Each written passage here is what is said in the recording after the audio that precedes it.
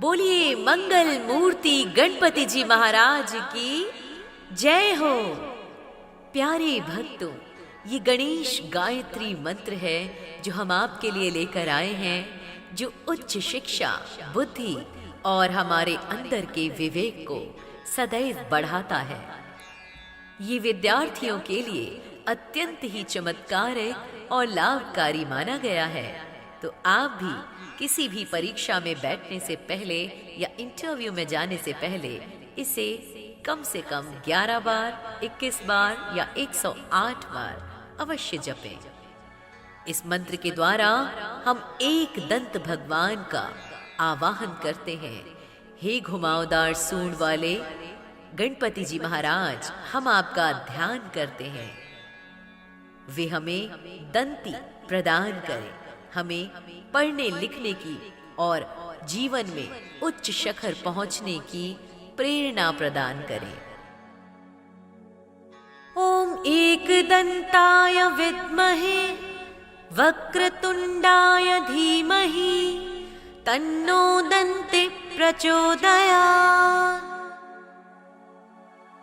ओम एकदंताय विद्महे वक्रतुंडाय धीमहि तन्नो दन्ति प्रचोदयात्। ओम एकदंताय विद्महे वक्रतुंडाय धीमहि तन्नो दन्ति प्रचोदयात्। ओम एकदंताय विद्महे वक्रतुंडाय धीमहि तन्नो दन्ति प्रचोदयात्। ओम एकदंताय विद्महे वक्रतुंडाय धीमहि तन्नो दन्ति प्रचोदयात्। ओम एकदंताय विद्महे वक्रतुंडाय धीमहि तन्नो दन्ति प्रचोदयात्। ओम एकदंताय विद्महे वक्रतुंडाय धीमहि तन्नो दन्ति प्रचोदयात्। ओम एकदंताय विद्महे वक्रतुंडाय धीमहि तन्नो दन्ति प्रचोदयात्।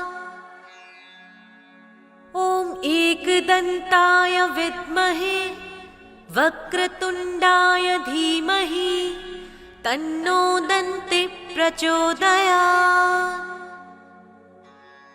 ओम एकदंताय विद्महे वक्रतुंडाय धीमहि तन्नो दन्ति प्रचोदयात्। ओम एकदंताय विद्महे वक्रतुंडाय धीमहि तन्नो दन्ति प्रचोदयात्। ओम एकदंताय विद्महे वक्रतुंडाय धीमहि तन्नो दन्ति प्रचोदयात्। ओम एकदंताय विद्महे वक्रतुंडाय धीमहि तन्नो दन्ति प्रचोदयात्। ओम एकदंताय विद्महे वक्रतुंडाय धीमहि तन्नो दन्ति प्रचोदयात्। ओम एकदंताय विद्महे वक्रतुंडाय धीमहि तन्नो दन्ति प्रचोदयात्। ओम एकदंताय विद्महे वक्रतुंडाय धीमहि तन्नो दन्ति प्रचोदयात्। ओम एकदंताय विद्महे वक्रतुंडाय धीमहि तन्नो दन्ति प्रचोदयात्। ओम एकदंताय विद्महे वक्रतुण्डाय धीमहि तन्नो दन्ति प्रचोदयात्। ॐ एकदन्ताय विद्महे वक्रतुण्डाय धीमहि तन्नो दन्ति प्रचोदयात्। ॐ एकदन्ताय विद्महे वक्रतुण्डाय धीमहि तन्नो दन्ति प्रचोदयात्। ॐ एकदन्ताय विद्महे वक्रतुण्डाय धीमहि तन्नो दन्ति प्रचोदयात्। ॐ एकदन्ताय विद्महे वक्रतुण्डाय धीमहि तन्नो दन्ति प्रचोदयात्। ॐ एकदन्ताय विद्महे वक्रतुण्डाय धीमहि तन्नो दन्ति प्रचोदयात्। ॐ एकदन्ताय विद्महे वक्रतुण्डाय धीमहि तन्नो दन्ति प्रचोदयात्। ॐ एकदन्ताय विद्महे वक्रतुण्डाय धीमहि तन्नो दन्ति प्रचोदयात्। ॐ एकदन्ताय विद्महे वक्रतुण्डाय धीमहि तन्नो दन्ति प्रचोदयात्। ॐ एकदन्ताय विद्महे वक्रतुण्डाय धीमहि तन्नो दन्ति प्रचोदयात्। ॐ एकदन्ताय विद्महे वक्रतुण्डाय धीमहि तन्नो दन्ति प्रचोदयात्। ॐ एकदन्ताय विद्महे वक्रतुण्डाय धीमहि तन्नो दन्ति प्रचोदयात्। ॐ एकदन्ताय विद्महे वक्रतुण्डाय धीमहि तन्नो दन्ति प्रचोदयात्। ॐ एकदन्ताय विद्महे वक्रतुण्डाय धीमहि तन्नो दन्ति प्रचोदयात्। ॐ एकदन्ताय विद्महे वक्रतुण्डाय धीमहि तन्नो दन्ति प्रचोदयात्। ॐ एकदन्ताय विद्महे वक्रतुण्डाय धीमहि तन्नो दन्ति प्रचोदयात्। ॐ एकदन्ताय विद्महे वक्रतुण्डाय धीमहि तन्नो दन्ति प्रचोदयात्।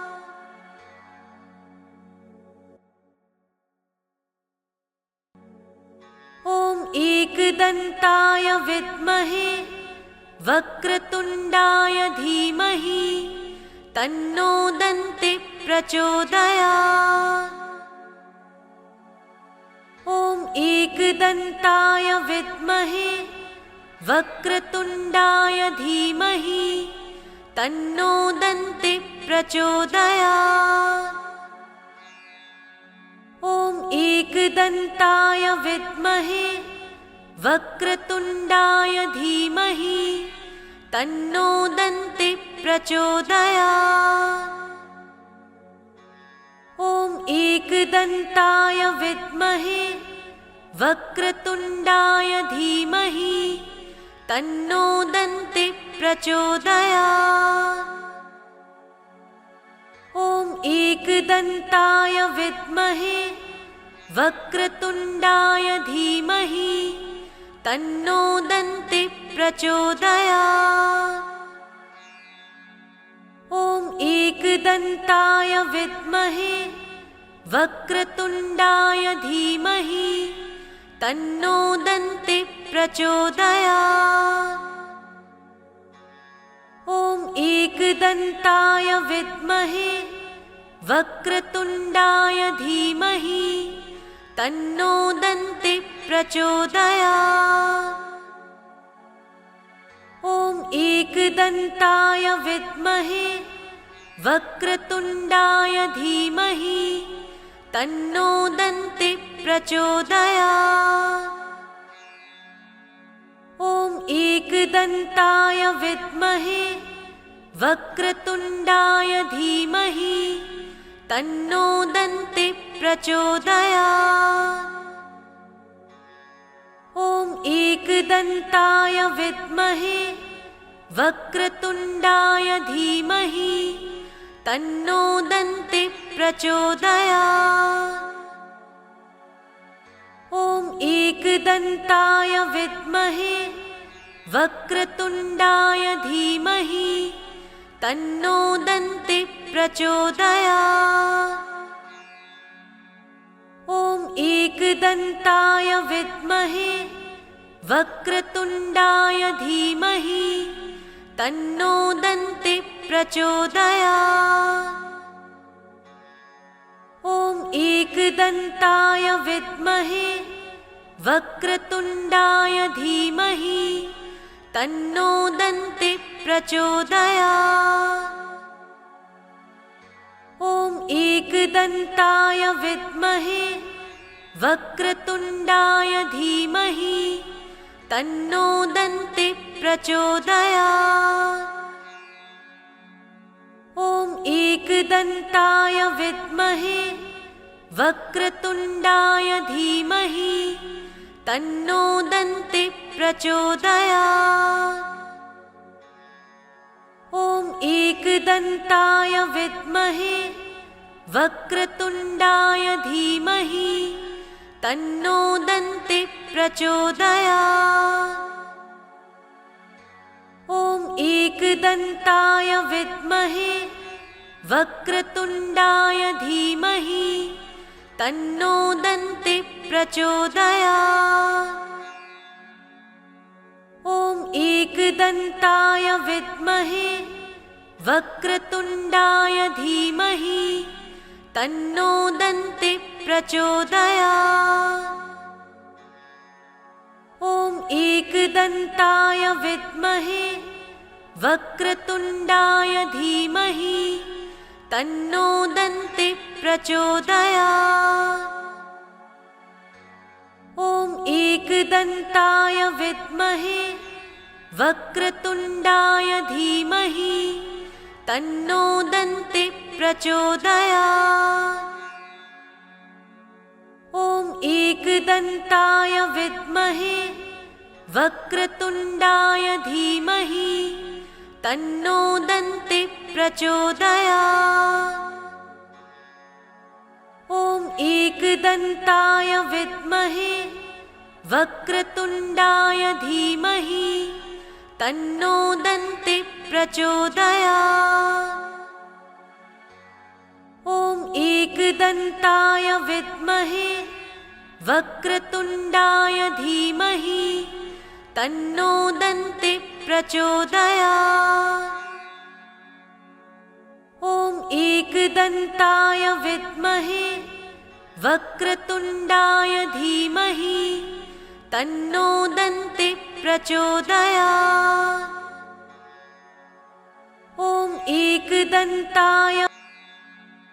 ॐ एकदन्ताय विद्महे वक्रतुण्डाय धीमहि तन्नो दन्ति प्रचोदयात्। ॐ एकदन्ताय विद्महे वक्रतुण्डाय धीमहि तन्नो दन्ति प्रचोदयात्। ॐ एकदन्ताय विद्महे वक्रतुण्डाय धीमहि तन्नो दन्ति प्रचोदयात्। ॐ एकदन्ताय विद्महे वक्रतुण्डाय धीमहि तन्नो दन्ति प्रचोदयात्। ॐ एकदन्ताय विद्महे वक्रतुण्डाय धीमहि तन्नो दन्ति प्रचोदयात्। ॐ एकदन्ताय विद्महे वक्रतुण्डाय धीमहि तन्नो दन्ति प्रचोदयात्। ॐ एकदन्ताय विद्महे वक्रतुण्डाय धीमहि तन्नो दन्ति प्रचोदयात्। ॐ एकदन्ताय विद्महे वक्रतुण्डाय धीमहि तन्नो दन्ति प्रचोदयात्। ॐ एकदन्ताय विद्महे वक्रतुण्डाय धीमहि तन्नो दन्ति प्रचोदयात्। ॐ एकदन्ताय विद्महे वक्रतुण्डाय धीमहि तन्नो दन्ति प्रचोदयात्। ॐ एकदन्ताय विद्महे वक्रतुण्डाय धीमहि तन्नो दन्ति प्रचोदयात्। ॐ एकदन्ताय विद्महे वक्रतुण्डाय धीमहि तन्नो दन्ति प्रचोदयात्।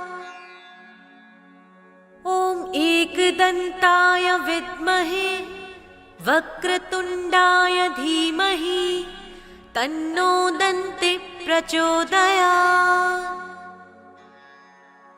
ॐ एकदन्ताय विद्महे वक्रतुण्डाय धीमहि तन्नो दन्ति प्रचोदयात्। ॐ एकदन्ताय विद्महे वक्रतुण्डाय धीमहि तन्नो दन्ति प्रचोदयात्। ॐ एकदन्ताय विद्महे वक्रतुण्डाय धीमहि तन्नो दन्ति प्रचोदयात्। ॐ एकदन्ताय विद्महे वक्रतुण्डाय धीमहि तन्नो दन्ति प्रचोदयात्। ॐ एकदन्ताय विद्महे वक्रतुण्डाय धीमहि तन्नो दन्ति प्रचोदयात्। ॐ एकदन्ताय विद्महे वक्रतुण्डाय धीमहि तन्नो दन्ति प्रचोदयात्। ॐ एकदन्ताय विद्महे वक्रतुण्डाय धीमहि तन्नो दन्ति प्रचोदयात्। ॐ एकदन्ताय विद्महे वक्रतुण्डाय धीमहि तन्नो दन्ति प्रचोदयात्। ॐ एकदन्ताय विद्महे वक्रतुण्डाय धीमहि तन्नो दन्ति प्रचोदयात्।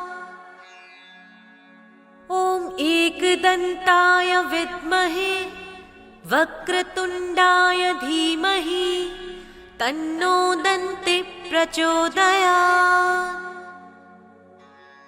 ॐ एकदन्ताय विद्महे वक्रतुण्डाय धीमहि तन्नो दन्ति प्रचोदयात्।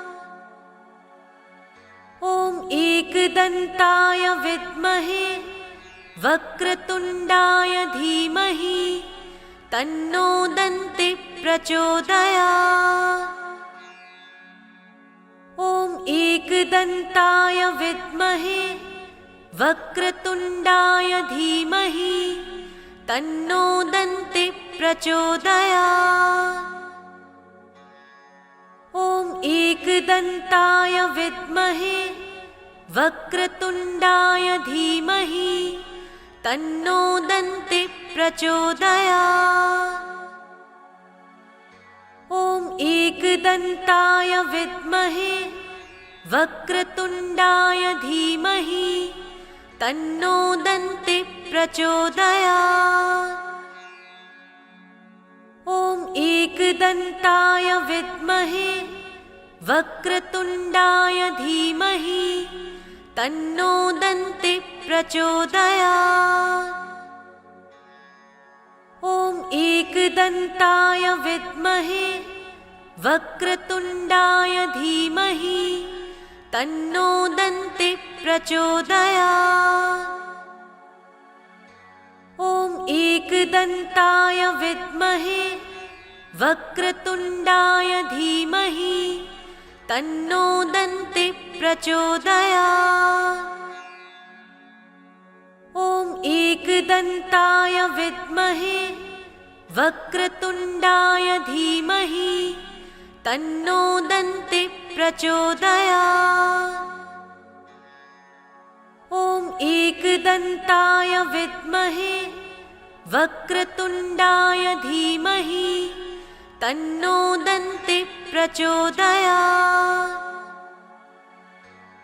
ॐ एकदन्ताय विद्महे वक्रतुण्डाय धीमहि तन्नो दन्ति प्रचोदयात्।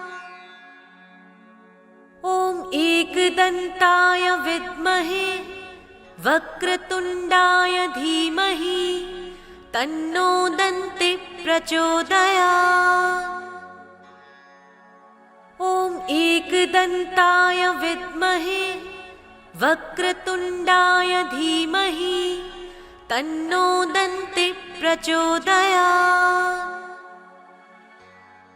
ॐ एकदन्ताय विद्महे वक्रतुण्डाय धीमहि तन्नो दन्ति प्रचोदयात्। ॐ एकदन्ताय विद्महे वक्रतुण्डाय धीमहि तन्नो दन्ति प्रचोदयात्। ॐ एकदन्ताय